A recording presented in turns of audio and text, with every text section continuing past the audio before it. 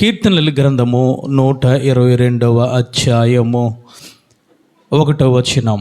మందిరమునకు వెళ్ళుదమని యెహోవా మందిరమునకు వెళ్ళుదమని జనులు నాతో అనినప్పుడు నేను సంతోషించితిని. 9వ వచనం. మన దేవుడైన యెహోవా మందిర నిమిత్తము నీకు మేలు చేయ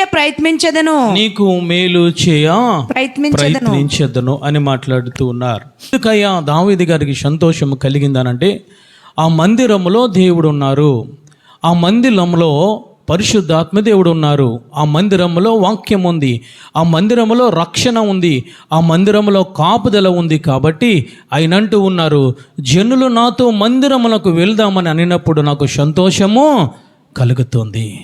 ఎందుకయ్యా అనంటే, ఆ మందిరములో మేలు దాగి ఉన్నది కాబట్టి. హల్లెలూయా. ఈ కొత్త నిబంధన గ్రంథములో దేవాతి దేవుడు మాట్లాడుతూ ఉన్నారు, ఇదిగో పాప భారమును మోసుకొని పోతున్న సమస్త జనులారా, మీరు నా యొద్దకు రండి. ఎక్కడికి రావాలనంటే, ఆయన బలిపీఠము దగ్గరికి రావాలి, ఆయన మందసము దగ్గరికి రావాలి, ఆయన పాదపీఠము దగ్గరికి రావాలి.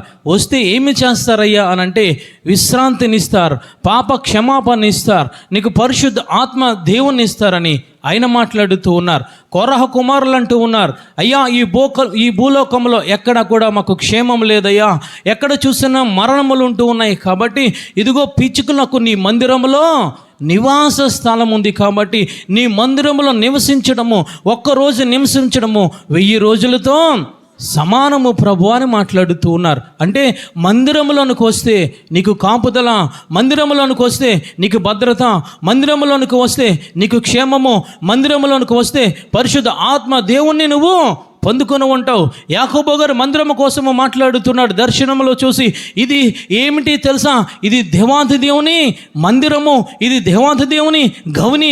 ఇది ఎక్కడికి గౌని తెలుసా, పరలోక రాజ్యమునకు ఇది గౌని. అంటే నువ్వు మందిరములో కనబడితే నువ్వు ఎక్కడికి వెళ్తావో తెలుసా, వాక్యాన్ని అనుసరించి ఆత్మను పొందుకొని నువ్వు సరాసరి ఎక్కడికి వెళ్తావు అంటే, ఆయన నివసించే సియోను పట్టణము దగ్గరికి నువ్వు వెళతాం.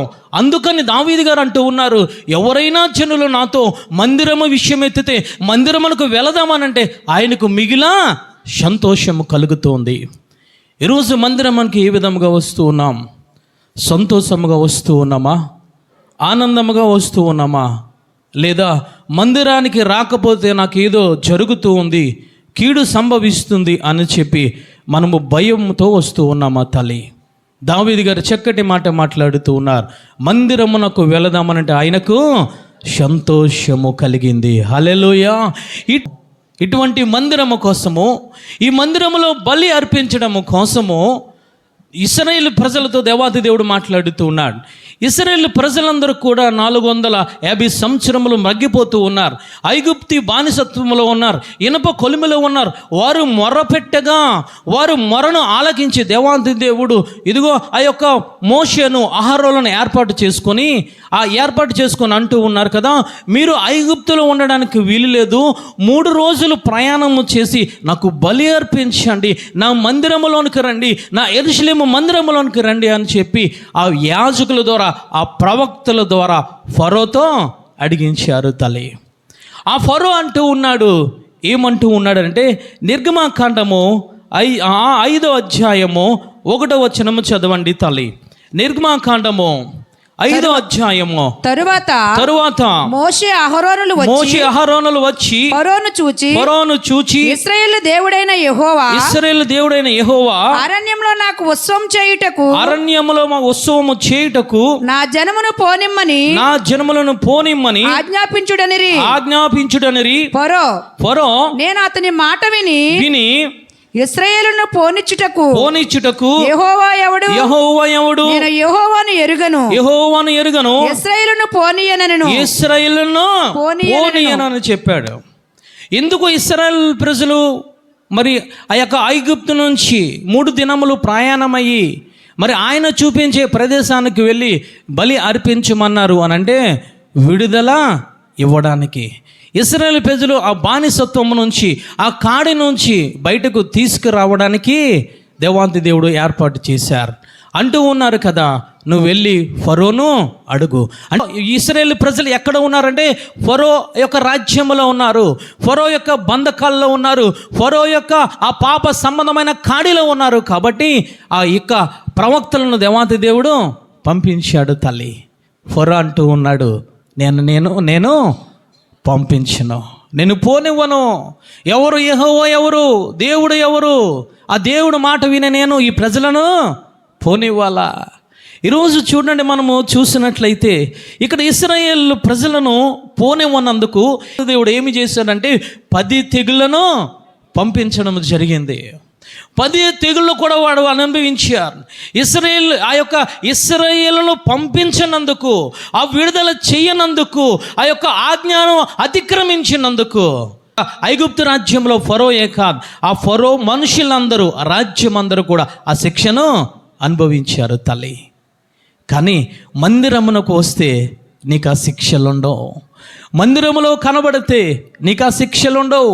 3 దినములు ప్రయాణము చేసి యేసయ్య చూపించే ఆ స్థలమునకు, యేసయ్య చూపించే ఆ మందిరమునకు, యేసయ్య చూపించే ఆ యొక్క బలిపీఠము దగ్గరకు వచ్చి నువ్వు వాక్య ప్రకారముగా నువ్వు ప్రార్థన చేస్తే నీకు ఆ శిక్షలు, ఆ తెగుళ్ళు నీకు ఉండవు. ఈరోజు ఎందుకు వస్తూ ఉన్నాయి ఈ తెగుళ్ళు అని అంటే, నువ్వు అంటూ ఉన్నావు మందిరానికి రమ్మంటే ఎవరు దేవుడు, ఎవరు యాజకులు, ఎవరు వాక్యము, ఎవరు పరిశుద్ధాత్మ దేవుడు అని చెప్పి ఫరోలోగా మాట్లాడుతూ ఉన్నారు ఈ రోజున. అందుకే ఈ 10 తెగుళ్ళతో బాధపడుతూ ఉన్నారు. 10 తెగుళ్ళు మన జీవితంలో ఏలుబడి చేస్తూ ఉన్నాయి. ఈ 10 తెగుళ్ళతో మనము బాధపడుతూ ఉన్నాం. కారణం ఏమిటంటే ఆయన చూపించే స్థలంలోనికి మనము వెళ్ళడం లేదు. ఎన్ని రకాలుగా ఈ యొక్క ఫరో మాట్లాడాడంటే 5 రకాలుగా మాట్లాడడం జరిగింది. ఈ ఫరో మోషే అహరోనులు వెళ్తూ ఉన్నారు, కానీ పంపిస్తానంటూ ఉన్నాడు, కానీ పంపించడము లేదు. ఒక్కొక్క తెగులు వస్తూ ఉంటే అతని హృదయం మెత్తబడుతూ ఉంది, మరలా హృదయము కఠినమైపోతుంది. నేను పంపించనని మాట్లాడుతూ ఉన్నాడు. మొట్టమొదటిది ఏమిటయ్యానంటే 2వ వచనము చదవండి తల్లి. 5వ నిర్గమకాండము 5వ అధ్యాయము 2వ వచనము చదవండి. ఫరో నేను అతని మాట విని ఇశ్రాయేలును పోనిచ్చుటకు యెహోవా ఎవడు, నేను యెహోవాను ఎరుగను, ఇశ్రాయేలును పోనివ్వను. మొట్టమొదటిగా ప్రవక్తలు వెళ్ళి మాట్లాడుతుంటే ఫరో అన్న మాట, మొట్టమొదటి మాట ఏమిటారంటే నేను వారిని పోనివ్వను, నేను వారికి విడుదలను నేను ఇవ్వనని మాట్లాడుతూ ఉన్నాడు అని చెప్పి ఏమి మాట్లాడుతూ ఉన్నాడు అయ్యానంటే 8వ వచనము చూడండి తల్లి. 8వ వచనం, అయినను వారు ఇదివరకు చేసిన ఇటుకల లెక్కనే వారి మీద మోపవలెను, దానిలో ఏ మాత్రమును తక్కువ చేయవద్దు. అంటే వీరు అడిగిన కారణముగా, ప్రవక్తలు వెళ్ళి అడిగిన కారణముగా నేను పోనివ్వనని చెప్పి అక్కడతో ఆ ఫరో ఊరుకోలేదు. ఏమి చేస్తున్నాడు తెలుసా? ఇశ్రాయేలు ప్రజల మీద అధిక భారము పెట్టండి. వారి యొక్క అధికారాన్ని పిలిపించి అంటూ ఉన్నాడు కదా, ఇశ్రాయేలు వెళ్ళిపోతానంటూ ఉన్నారు. కాబట్టి వారు వెళ్ళిపోకుండా ఏమి చేయాలి, విడుదల చేయకుండా ఏమి చేయాలంటే అధిక పనిభారము వారి మీద పెట్టాలి. ఇదివరకు నేను గడ్డిని ఇచ్చేవాడిని, ఆ గడ్డినివ్వకండి. ఇదివరకు లెక్కలు, ఇదిగో ఇన్ని ఇటుకలు రోజుకి తయారు చేయాలి, ఆ ఇటుకల లెక్కను మీరు ఇంకా పెంచండి, ఇంకా కఠినమైన భారము, ఇంకా కఠినమైన పనులు చేయించండి అని చెప్పి ఆ ఫరో ఆ యొక్క మంత్రులకు సెలవు ఇవ్వడం జరిగింది తల్లి. ఈరోజు కూడా మనం ఆలోచించినట్లయితే మన జీవితంలో ఈరోజు సంఘానికి ఎందుకు రావడం లేదమ్మా అని అంటే మాకు పనులు ఎక్కువైనాయండి. ఎందుకు సంఘానికి రావడం లేదమ్మా అని అంటే మా యొక్క స్నేహితులు వచ్చారండి, రక్త సంబంధులు వచ్చారండి, లేదా ఒక ఫంక్షన్కి మేము వెళ్ళాలండి అని చెప్పి మనము సాకులు చెప్తూ ఉన్నాం. ఎవరి దగ్గర పని చేస్తూ ఉన్నావో ఆ యజమాని అంటూ ఉన్నాడు, అమ్మా ఈ ఆదివారం ఒక్కరోజే నువ్వు పని చెయ్యి, నీకు మిగతా రోజులు ఇచ్చిన ధనము కన్నా నేను ఇస్తాను. ప్రతిరోజు నేను 1000 రూపాయలు ఇస్తూ ఉంటే ఈరోజు నువ్వు పని చేస్తే నీకు 2000 రూపాయలు నీకు ఇస్తాను. నువ్వు డ్యూటీ చేస్తే నీకు నేను ఓవర్ డ్యూటీ చేస్తే నీకు టీఏడియాలు నేను ఇస్తాను. ఎవరు తెలుసా నిన్ను బంధిస్తూ ఉన్నారు, ఎవరో తెలుసా నిన్ను ఆపు చేస్తున్నారు సంఘానికి రాకుండా. ఈ ఫరో హృదయం లాంటి ఆ కఠినమైన మనుషులు నీతో మాట్లాడుతూ ఉంటే నువ్వేమి చేస్తున్నావో తెలుసా? దేవాది దేవుని సంఘానికి రాకుండా, ఆయన బలిపీఠము దగ్గరికి రాకుండా నువ్వు వారి మాట నువ్వు వింటూ ఉన్నావు. పైగా మనము మాట్లాడేది ఏమిటనంటే, దేవాతి దేవునికి తెలీదా? నాకు పని ఉందని దేవాది దేవునికి తెలీదా? ఇదిగో నాకు బంధువులు వచ్చారని తెలీదా? ఇదిగో నేను ఇంపార్టెంట్ పనికి వెళ్తూ ఉన్నానని దేవాది దేవునికి తెలీదా? నువ్వు ఏ కాడి కింద ఉండిపోతున్నావో తెలుసా? పాప భారం ఇంకా ఎక్కువైపోతుంది. మందసము దగ్గర నువ్వు రావడం లేదంటే, ఆదివారం చర్చికి రావడం లేదంటే, ఆదివారం నువ్వు వాక్యము వినడం లేదంటే, ఆదివారం ఆరాధన చేయడం లేదంటే నీ పాప భారము ఎక్కువైపోతూ ఉంది. ఫరో ఏమి చేస్తున్నాడో తెలుసా? మనుషులను పిలిచి అంటూ ఉన్నాడు, ఇశ్రాయేలు ప్రజలను పోనివ్వకండి. పోనిస్తే ఏమి జరుగుతుందో తెలుసా? నా బంధకాల నుంచి వారు వెళ్ళిపోతారు. కాబట్టి పని భారాన్ని పెంచండి అని చెప్పి ఆ మంత్రులకు సెలవు ఇవ్వడం జరిగింది. తల్లి, ఈరోజు సంఘానికి మనం వస్తూ ఉన్నామా? లేదా ఆ ఫరో మనుషులు ఆ ఫరో మాట వినినట్లు ఈరోజు మనము సాతానుడు మాట విని ఈ యొక్క సమయాన్ని మనము దొంగిలిస్తూ ఉన్నామా? విశ్రాంతి దినానికి ప్రభు యేసయ్య విశ్రాంతి దినాన్ని ఏర్పాటు చేసింది దేవాతి దేవుడు. మాట్లాడుతున్నారు, ఎవరైతే విశ్రాంతి దినాన్ని ఇదిగో ఆచరిస్తారో వారిని దీవిస్తానో, వారికి ఆశీర్వదిస్తానని ఆయన మాట్లాడుతూ ఉన్నాడు. తల్లి, ఈరోజు అటువంటి విశ్రాంతి దినాన్ని ఈరోజు నువ్వు ఎందుకు పోగొట్టుకుంటూ ఉన్నావు? విస్తారమైన పనులని మాట్లాడుతూ ఉన్నావు. కొత్త నిబంధన గ్రంథంలో బేతనియ గ్రామములకి యేసయ్య వచ్చాడని తెలిసింది మార్తకు. వెంటనే పరిగెట్టుకుంటూ వెళ్ళింది, అయ్యా మా గృహంలోనికి రా, అయ్యా మా ఇంటిలోనికి రా అని చెప్పి ప్రేమపూర్వకంగా ఆహ్వానించిన తర్వాత యేసయ్యను వదిలిపెట్టి విస్తారమైన పనుల్లోనికి వెళ్ళిపోయింది. తల్లి, యేసయ్య గృహములో ఉన్నప్పుడు పాదపీఠమును వదిలి, ఆయన వాక్యమును వదిలి, ఆయన పరిశుద్ధతను వదిలి, ఆయన కనికరమును వదిలి ఈరోజు పనులు భారం అంటూ నువ్వు తిరుగుతున్నావేమో.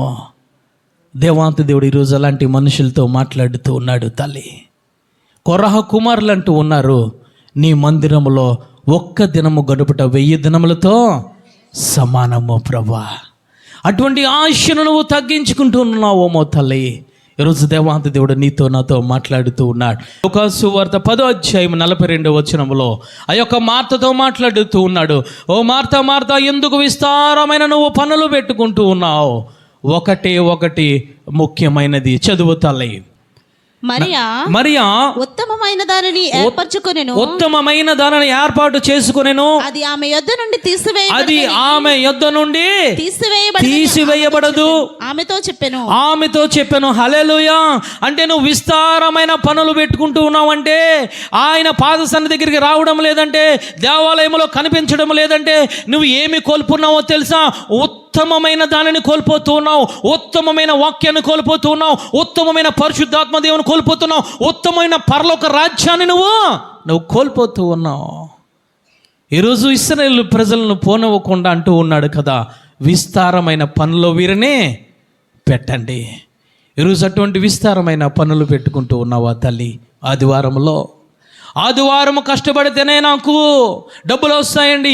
ఆదివారము ఇదిగో నేను వెళ్ళకపోతే, ఫంక్షన్కి వెళ్ళకపోతే నా రక్త సంబంధులు ఏదో అనుకుంటారండి, నాతో మాట్లాడారండి అని అభిప్రాయాన్ని కలిగి ఉన్నావు. కానీ నీకు వచ్చే మేలుల కోసము, నీకు వచ్చే ఆశీర్వాదము కోసము, నీతో దేవాది దేవుడు మాట్లాడే మాట కోసము, నీకు అనుగ్రహించే పరిశుద్ధ ఆత్మ కోసము, నీకు అనుగ్రహించే మేలుల కోసము, నీకు అనుగ్రహించే పరలోక రాజ్యము కోసం ఈరోజు నువ్వు ఆలోచించడం లేదు. అందుకే ఎఫెసీ పత్రిక 5వ అధ్యాయం 6వ వచనంలో ఆయన స్పష్టముగా ఒక మాట మాట్లాడుతున్నాడు తల్లి. ఎఫెసీ పత్రిక 5వ అధ్యాయం 6వ వచనంలో ఆయన మాట్లాడుతూ ఉన్నారు, వ్యర్థమైన మాటలను చదువు తల్లి. వ్యర్థమైన మాటల వలన ఎవడనో మిమ్మల్ని మోసపరచనీయకుడి. ఇట్టి క్రియల వలన దేవుని ఉగ్రత అవిధేయులైన మీద వారికి వచ్చును గనుక మీరు అట్టి వారితో పాలువారై ఉండకండి. అలాంటి మాటలు వినకండి. ఆదివారమే కదా, తర్వాత ఆదివారం వెళ్ళవచ్చు, తర్వాత శుక్రవారం వెళ్ళవచ్చు. దేవుడు ఇక్కడే ఉన్నాడు కదా, దేవుడు ఎప్పుడైనా ఉంటాడు. మరలా ఆ ఫంక్షన్ రాదు, మరలా ఆ డబ్బులు రావు అన్న వారి ఆ ఫరో హృదయం, కఠిన హృదయం గల వారం మాటలను వినొద్దని దేవత దేవుడు చెప్తూ ఉన్నాడు. అలాంటి మాటలు వింటే నీకు నువ్వు మోసపోతూ ఉన్నావు. అలాంటి మాటలు వింటే నీ ఆత్మీయ జీవితాన్ని కోల్పోతూ ఉన్నావు, నువ్వు పరలోక రాజ్యాన్ని కోల్పోతూ ఉన్నావని దేవాతి దేవుడు సూటిగా సెలవిస్తూ ఉన్నాడు ఈ మధ్యకాల సమయంలో. ఎవరి మాట వింటూ ఉన్నావు? ఫరో లాంటి మనుషుల మాట వింటూ ఉన్నావా? కఠినమైన మనుషుల మాట వింటూ ఉన్నావా? ఈ లోక మనుషుల మాట వింటూ ఉన్నావా?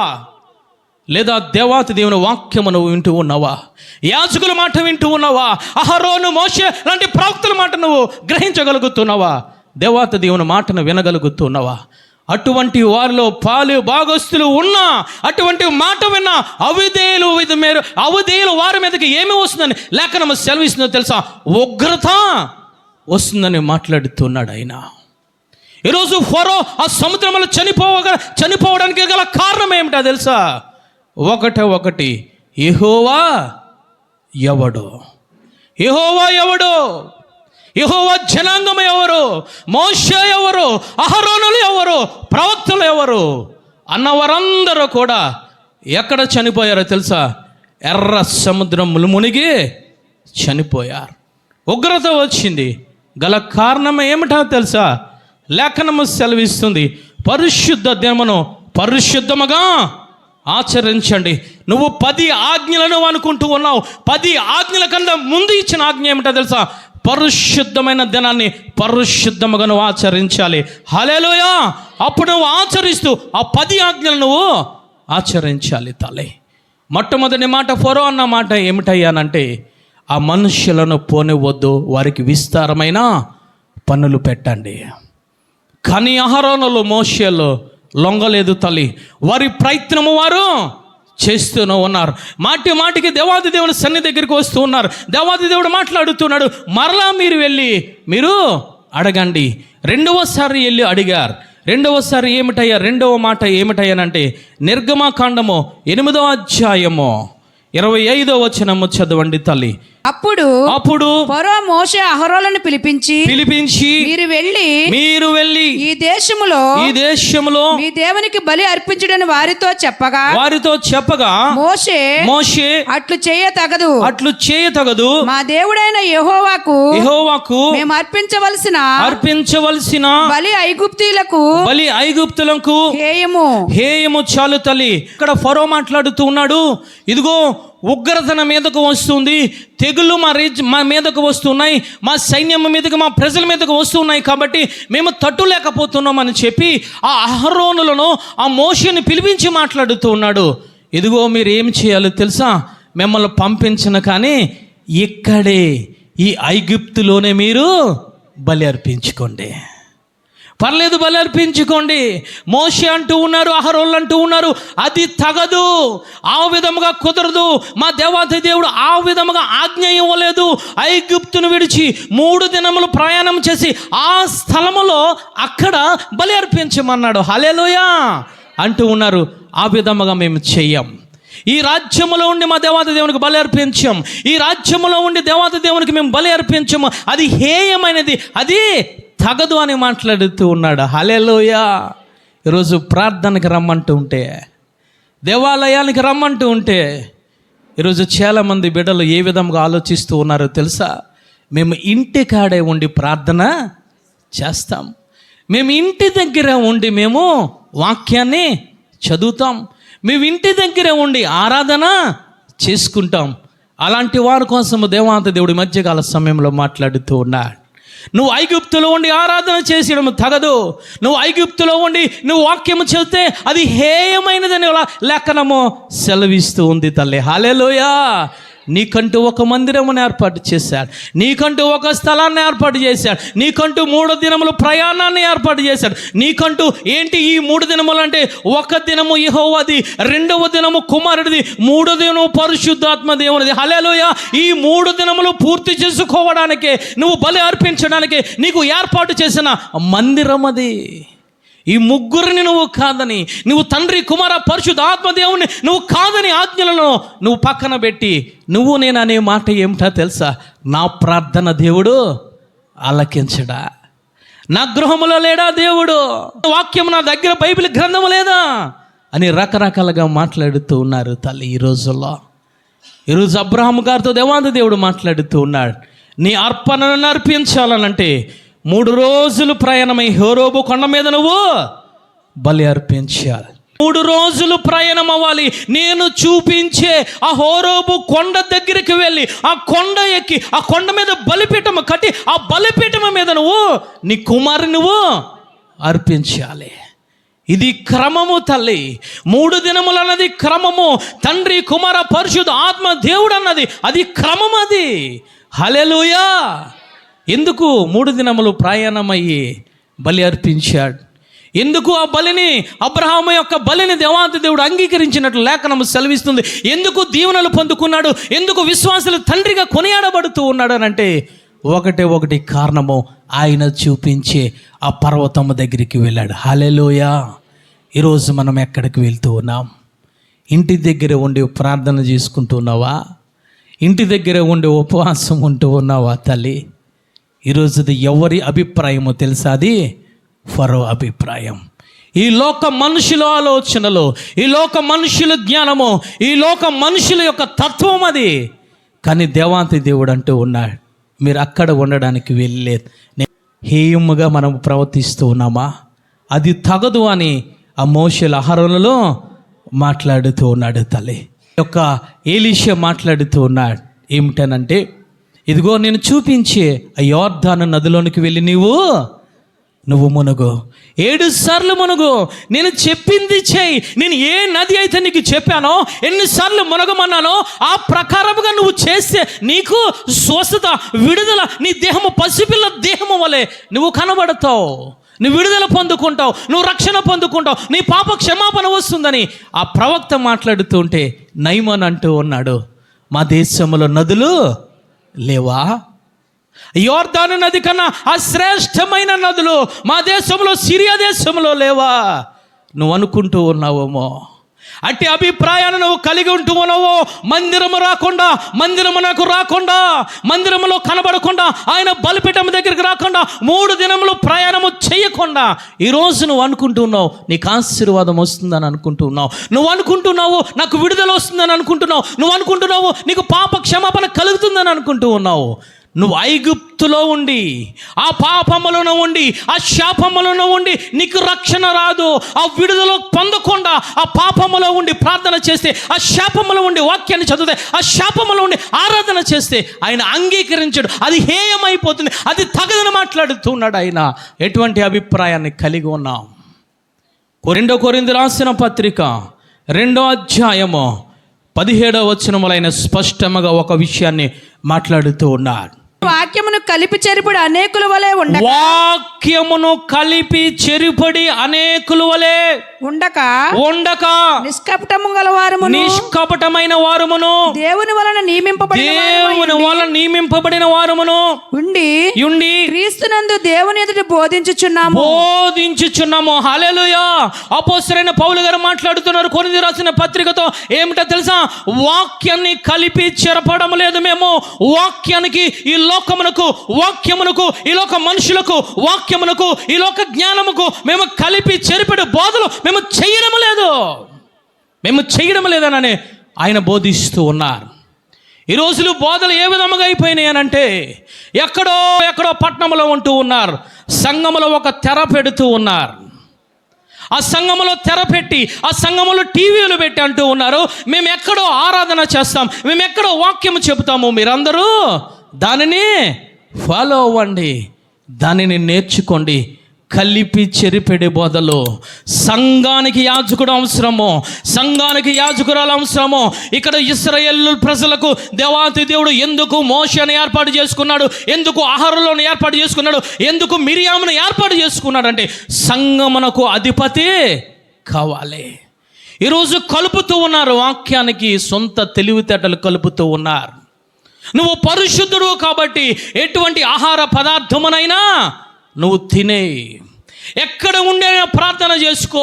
నువ్వు ఐగుప్తులో ఉండి ప్రార్థన చేసుకో, ఆ శాపములో ఉండి ప్రార్థన చేసుకో, ఆ శాపములో ఉండి కానుకలు ఇవి, ఆ శాపకరమైన తీసుకొచ్చి ఆ బలిపీఠం మీద పెట్టు, నీ బలిని అర్పిస్తారనే బోధకులు లేకపోలేదు తల్లి. అందుకే అంటూ ఉన్నాడు, ఇవి ఎలాంటి బోధలు తెలుసా? కలిపి చెరిపెడి బోధలు. ఇక్కడ ఫరో మాట్లాడుతూ ఉన్నాడు, మీరు ప్రార్థన చేసుకోండి పర్వాలేదు, మీరు వాక్యాన్ని చదువుకోండి పర్వాలేదు, మీరు ఆరాధన చేయండి పర్వాలేదు, కానీ ఈ ఐగుప్తుని దాటి వెళ్ళడానికి వీలు లేదు. ఫరోకు తెలుసు, ఐగుప్తులో ఉంటే ఆ పాపము, ఆ శాపములో ఉంటే ఆరాధన అంగీకరించడని, ఆ శాపములో ఉంటే ఆ వాక్యం ఫలించదని, ఆ శాపములో ఉంటే దేవాదేవుడు ఆ ప్రార్థన ఆలకించడని ఫరోకు తెలుసు. కాబట్టి కలిపి చెరిపిడి బోధలు చేస్తూ ఉన్నాడు. ఇలాంటి కలిపి చెరిపిడి బోధలు వెళుతూ ఉన్నావేమో సంఘాలకి జాగ్రత్త. ఈరోజు దేవాతి దేవుడు నీతో నాతో మాట్లాడుతూ ఉన్నాడు తల్లి. ఈరోజు ఫరో అంటూ ఉన్నాడు ఏమిటనంటే, మీరు ఇక్కడే ఉండి ఆరాధన చేసుకోండి, ఇక్కడే ఉండి మీరు బలి అర్పించుకోండి. ఇటువంటి అభిప్రాయాన్ని నువ్వు కలిగి ఉన్నవా తల్లి? నీ అభిప్రాయాన్ని మార్చుకో. ఎందుకు దేవాది దేవుడు అపోస్తుల కార్యాల్లో సంఘాన్ని ఏర్పాటు చేశాడు? ఎందుకు సహవాసాన్ని ఏర్పాటు చేశాడు? ఎందుకు ఏక మనసు కలిగి ప్రార్థన చేయమన్నాడు? ఎందుకు ఏక మనసు కలిగి వాక్యాన్ని ఇదిగో ధ్యానించమన్నాడు అని అంటే, నువ్వు పొందుకుంటావు ఆశీర్వాదం అని చెప్పి. హల్లెలూయా. దీనికి వ్యతిరేకమైన మనసు నువ్వు కలిగి ఉన్నావా తల్లి? ఈరోజు దేవాంత దేవుడు నీతో నాతో మాట్లాడుతూ ఉన్నాడు. ఇది ఎవరి అభిప్రాయమో తెలుసా? ఇది ఫరో అభిప్రాయం. మొట్టమొదటగా ఫరో ఎందుకు వెళ్ళనివ్వలేదనంటే, వారిని పోనివ్వద్దు అని చెప్పాడు. రెండవదిగా అంటూ ఉన్నాడు కదా, మీరు ఆరాధన చేసుకోండి కానీ మీరు బలి అర్పించండి, కానీ ఈ ఐగుప్తులే ఉండి మాత్రమే మీరు చేయండి.